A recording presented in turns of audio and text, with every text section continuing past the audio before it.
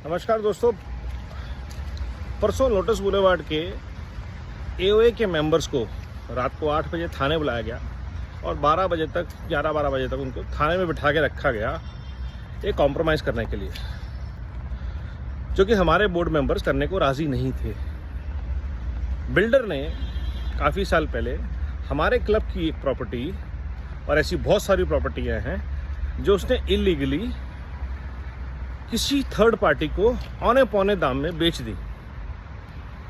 उसके ऊपर आरपी ने भी अंडर वैल्यू सेल्स का केस डाला हुआ है और वो व्यक्ति जो कि एक बहुत ही प्रभावशाली व्यक्ति है, उसने पूरे सिस्टम को घुमा के, पुलिस को लगा के, पूरे बोर्ड को जिसमें कि महिलाएं भी हैं, रात को, और ये धमकी की कई महीनों से चल रही थी कि आपको मैं जेल के चक्कर लगवा दूंगा, एफआईआर करा दूंगा, थाने रगड़ोगे, सबकी सारी इज्जत धरी धरी रह जाएगी।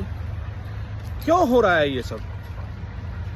इसका मूल कारण है भ्रष्टाचार, जो हम पहले भी एक चर्चा में बात कर चुके हैं।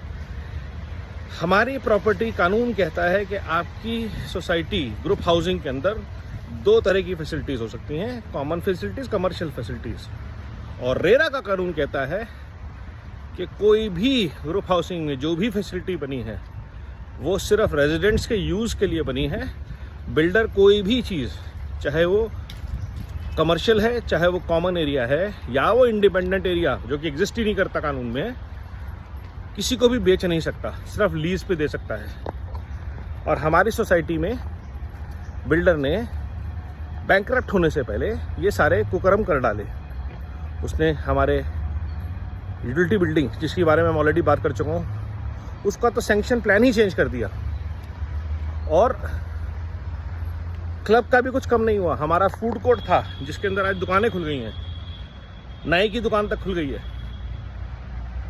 डिपार्टमेंटल स्टोर खुल गया फूड कोर्ट के अंदर।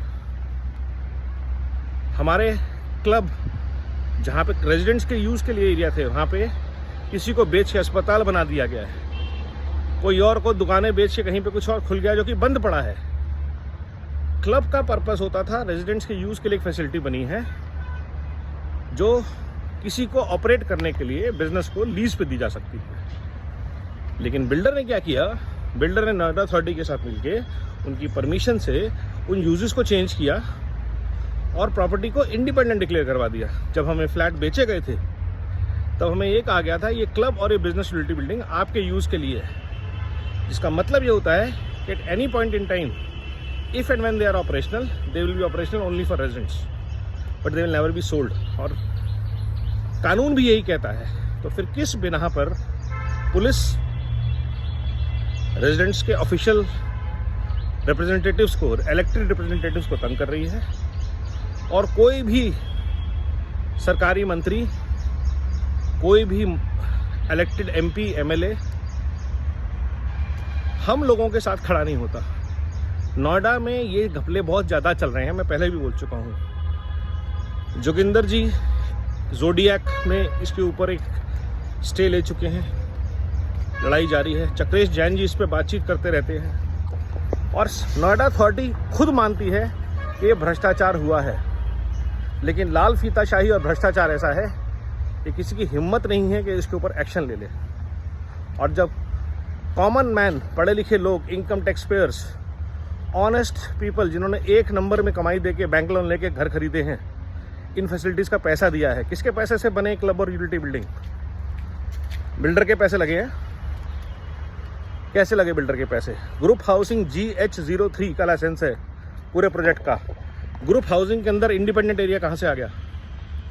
कानून से ही गलत है, गलत फुट पे हैं। लेकिन BBA और उल्टे सीधे क्लॉजेस बना के, ताकि लोगों को कभी भी किसी टाइम पे हैरेस किया जा सके, भ्रष्टाचार फैलाया जा सके, ये सिस्टम बने हैं।